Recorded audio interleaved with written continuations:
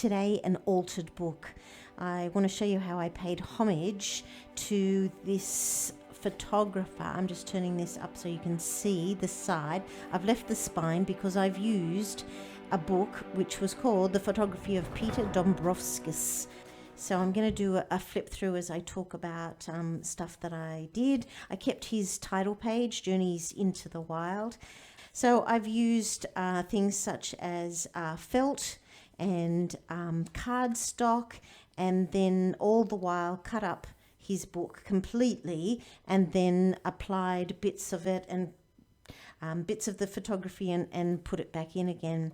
So it's a journal now, and an altered book that is a journal, and it's just waiting for someone to fill it up with their ephemera. There's heaps of tuck spots, and I've just gone through and made lots of folds and just found as many creative ways as I could to pay homage to his beautiful photography, as well as turning it into something useful, because it has just been on my shelf for a decade and I've done nothing with it, not even looked at it.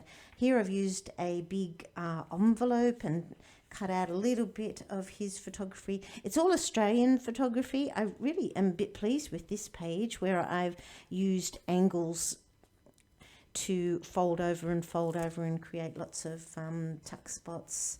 Anyway, I'm continuing to flip through. There's lots and lots of tuck spots where someone could add lots of bits of their own ephemera. So they might add some sort of personal note for themselves. They might glue in photos, they might glue in ticket stubs. Ephemera is whatever is meaningful to you, but I've tried to create lots and lots of different ways where you get a little surprise, I hope, along the way, at places to fold out and places to tuck in.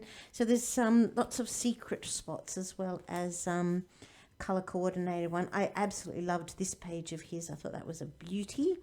And at the felt, I really liked what I did there with the felt too. They're just felt squares and they glued down so beautifully. And I've just glued it down with a simple glue that I purchased from Riot. I'll put in the link in the description, a link to the glue in case you're wanting it. It does do a little bit of warping, so it's not superb in that it does a little bit of warping, but I just haven't found one that doesn't seem to warp the page and allows me to apply glue really quickly. That's what I love about this Riot glue that I'll put a link to, is how fast I'm able to glue things down. So I'm just putting my hands the whole time into lots of the spots where little secret bits of ephemera could be secreted, if that's not too much use of the word secret.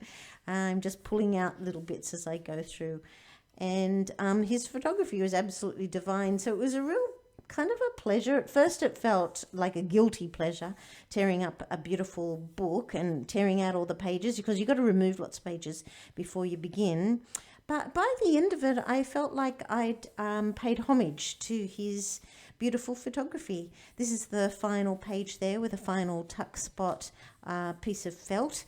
So that's the final page where I think I pretty successfully paid homage to his photography in the book. But it's an art book. It's an altered book, but it's an artist book. So I needed to I'm appropriating his art, but I need to turn it into something that's mine as well. Particularly if you want to try and sell your altered book, it needs to be something that's significantly altered from the initial book. So as promised, I'm going to talk a little bit now about what kind of book this was that made it so perfect to turn it into a journal, into this altered book journal. It's got lots of names, this book. So the tip that I have for you is that when you go to find a book to tear up, I'm just flipping over so I can find a spot where you can see where I've torn out all the pages. If I try and shut it, it's really fat. So I am just putting up with that. It was always going to be much fatter than it was before. Oh, there's a good example. Now, can you see how there's signatures And, oh, no, we've glued that all together. I'll just go back one page. There. You can see, firstly, that this is a book that's been sewn together. So that makes it really brilliant because it's still going to have the original integrity. Even though I've torn out lots of pages, the sewing is so strong, it didn't even budge. And it was brilliant for tearing out pages. But the thing to look for if you go wanting to turn a photography book, any sort of book, into an altered book, is to look for one that has these signatures. See how I'm able to bend that back and forth? That's a signature. And so I went through in each signature and tore out masses of pages. And then I was able to use those pages to glue down. And that's how I created the internal parts of this altered book. So I'm going to do that with another book, but I need to find one that has those beautiful signatures to it, because that's what makes the project possible, because at the end, this is still really, really solid. These pages are never going to fall out there. They're wonderfully solid.